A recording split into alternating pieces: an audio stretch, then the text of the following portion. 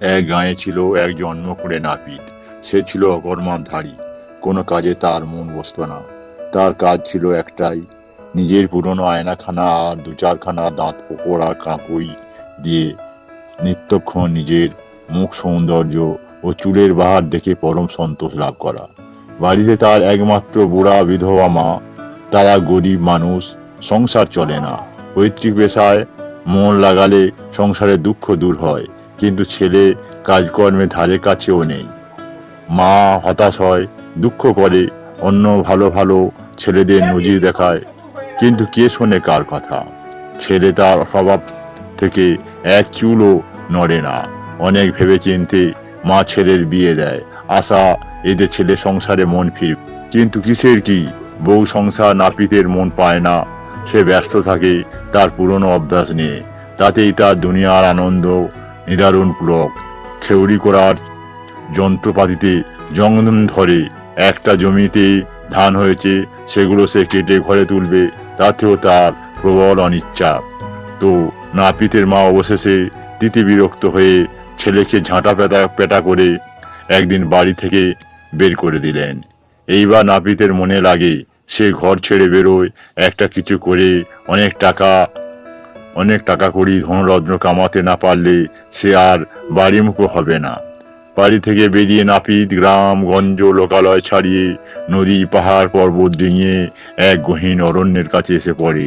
সেখান থেকে শোনে দুর্দাল শব্দ। কৌতূহলবশত সাহস করে ঢুকে পড়ে বনে। দেখে এক দৈত্য উদ্দাম নাচে মত্ত। দৈত্যরা কাউকে পেলে ঘাড় মটকে দিতে পারে, তাই ভয় হয় প্রথমে নাপিতের।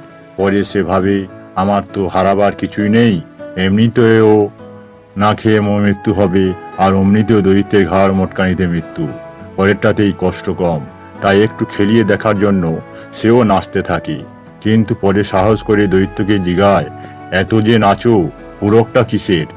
দৈত্য বনজঙ্গল কাঁপিয়ে অট্টহাসিতে ফেটে পড়ে। তোমার এই প্রশ্ন শোনার জন্যই তো নাচ থামিয়ে কাজ শুরু করিনি। দুনিয়ার বুদ্ধ, বুঝতে পারোনি কেন নাচি? তোমাকে খাবো, সেই আনন্দেই নাচছি। তা তুমি উল্লু নাচছো কেন? নাপিত বলল, সে বড়ই এক মহৎ কারণে গো নাচছি দৈত্য মশাই। আমার কতদিনের স্বপ্ন আর পরিশ্রমের অবসান ঘটতে যাচ্ছে, নাচবো না? দৈত্য বলল, হেঁয়ালি রাখ, আমার পেটে যাওয়ার আগে তোর নাচের রহস্যটা ভেদ কর। নাপিত বলল, আমাদের রাজকুমার গুরুতর অসুস্থ। রাজবুদ্ধিরা নিদান দিয়ে নির্দেশ করেছেন 101টা দৈত্যের কলজের রক্ত জোগাড় করে আনতে পারলেই তার রোগ মুক্তির ওষুধ তৈরি করা যায়। রাজকর্মচারীরা ঢোল পিটিয়ে শহরত করে ঘোষণা দিয়েছে, যে 101টা দৈত্য ধরে দিতে পারবে তাকে অর্ধেক রাজত্ব আর রাজকন্যা দেয়া হবে। কত পাহাড় পর্বত বন জঙ্গল আর পড়া বাবা পুরো বাড়িতে হানা দিয়ে 100 দৈত্যকে বাক্সবন্দি করতে পেরেছি।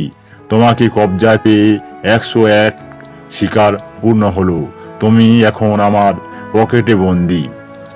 এই কথা বলে পকেট থেকে পুরনো আয়নাটা বের করে দৈত্যের মুখের সামনে ধরে। দৈত্য দেখে হায় হায় করে ওঠে, এই যে তারই মুখ।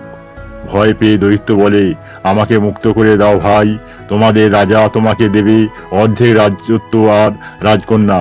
আমি তোমাকে দেব 7 রাজার ধন, তা দিয়ে তুমি পেতে পারো 7 রাজকন্যা। নাপিত বলে, তুমি এত ধন কোথায় পাবে? আর পেলেই আমি তা কেমন করে বাড়িতে নিয়ে যাব?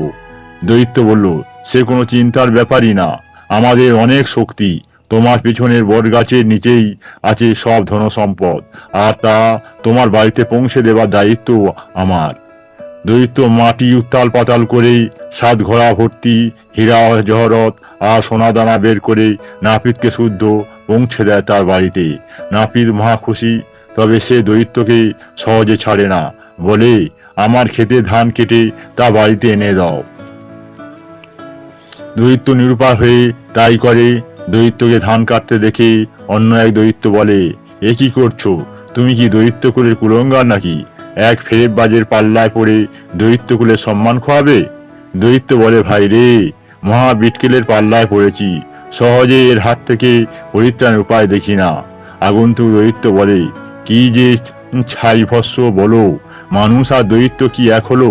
মানুষ দৈত্যকে কানমলা খাওয়াচ্ছে, এ কথা কেউ শুনেছে কখনো? তাও আবার লোকটা সামান্য এক নাপিত। তুমি ওই পাজিটার বাড়িখানা আমাকে দেখিয়ে দাও, আমি ওকে আচ্ছা করে সায়স্তা করি। নতুন দৈত্যের কথা শুনে দৈত্য আশ্বস্ত হতে পারে না, তার ভয় ভয় ভয় লাগে। তাই দূর থেকে নব্য জেল্লাদার আর উৎসব মুখর নাপিত বাড়ি দেখিয়ে দিয়ে এসে দৈত্য ধান কাটতে থাকে। নাপিত বাড়িতে ভোজের আয়োজন হচ্ছে, তাতে এক বিপত্তিও ঘটেছে। মাছ রান্না করে থরে থরে সাজিয়ে রাখা হয়েছিল। ভাঙা জানালা দিয়ে এক হুলো বিড়াল এসে মাছের তরকারির একটা অংশ নিয়ে ভোঁ করে দৌড়ে পালিয়েছে।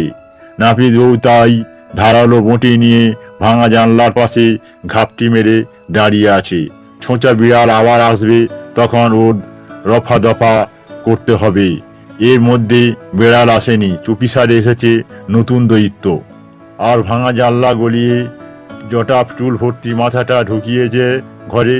ওদিকে ওত পেতে থাকা নাপিত বউ বঁটি দিয়ে বসিয়েছে এক কোপ, আর তাতে দৈত্যের না কেটে থেকে গেছে নাপিতের ঘরে।